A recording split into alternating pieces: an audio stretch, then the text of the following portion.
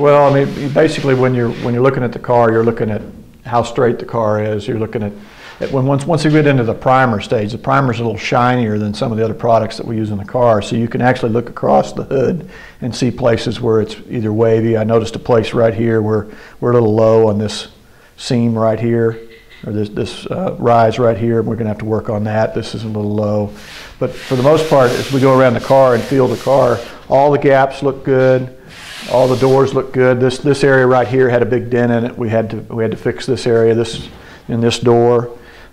This is a new quarter panel. We had a problem with this area right here that we had to fill. This is a stress point on all quarter panels. Pretty much every quarter panel we put on any car always has a low spot right here, and the stamping process just makes a low spot right there, so we had to get that straight. The roof was real good. Of course, we had the rust across the back that we had to fix. And one of the things that was kind of unique to this car was at the factory, they left out all the holes for all the chrome.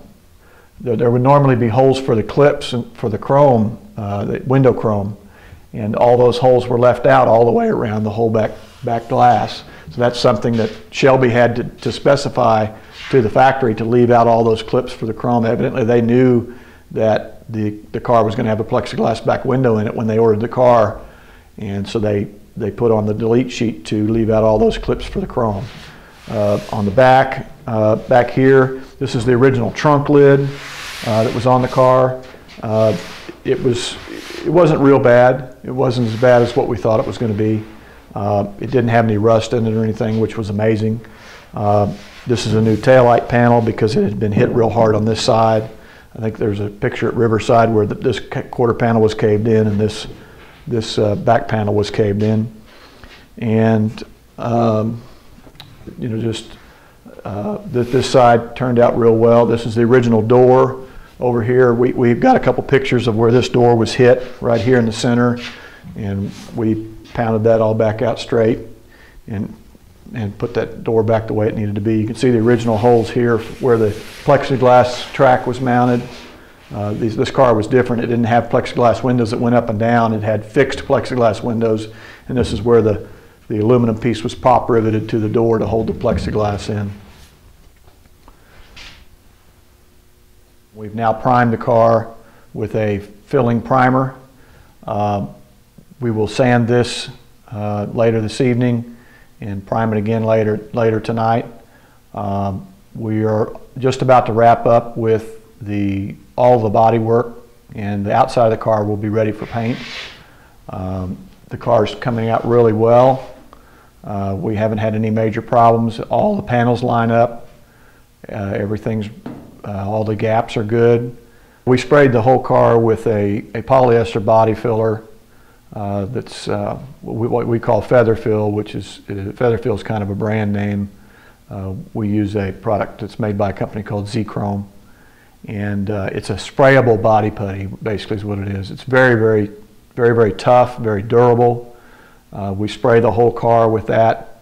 We actually did it twice, and we sanded it all off with 3-foot-long sticks. Now we're into the primer stage. The primer is not near as high build as what the polyester body filler is. We're now just trying to get a good base for the paint. The rough end body work and the polyester body filler is used to straighten the car. Now we're trying to get a good base for the paint to adhere to, a good even base for the paint, so that we get a good finish on the car in the end. The car went back together very well. Most of the people in the shop here, including me, were surprised at how good the body panels fit. When we put the car back together, all the gaps lined up, all the doors lined up, everything went together really well. We didn't have to do any major tweaking or bending or anything like that. Everything went back together straight, and I attribute that to having the car bolted to a body jig when we did all the metal work on the car. That helps keep the car straight, doesn't allow anything to move around, and when we spot welded all the pieces back on the car, everything went back as it was supposed to. We've done a little extra work on the hood to try to get it back to where it needed to be. Being a very early hood, it was on the car from the beginning, and it had taken a beating. The hood had separated in a couple of places. We've glued all that back together. It's an all fiberglass hood. This is not the hood that was on the car from the first day. This hood was put on the car after the first race.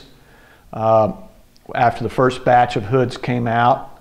The hood that was on the car from the very first day was a one-off hood that was made by a fiberglass shop for Shelby. And we elected to use this hood because this hood was on the car through its whole life. And it had these cutouts here for the lanyards, which we can identify in the pictures from the early pictures. This car was one of the only Shelbys that had lanyards on the hood pins. And so we elected to go ahead and use this hood because it was on the car through all of the owners of the car. It went through, when Shelby raced it, went to Bill Clausen, it went to Russell Fish, and went to Mexico. And it was on the car when it came back from Mexico.